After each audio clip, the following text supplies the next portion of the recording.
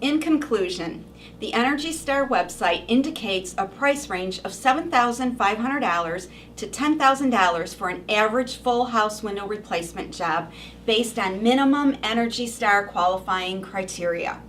Products doubling the minimum energy efficiencies of Energy Star will cost significantly more.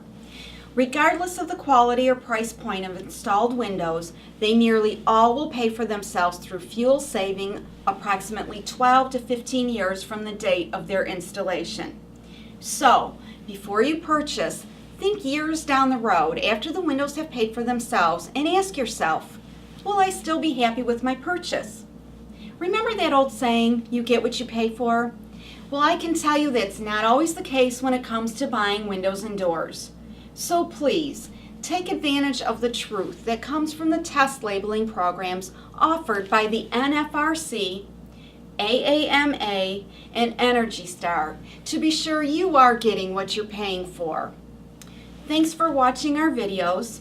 Call our office or browse our website for more information. Thank you.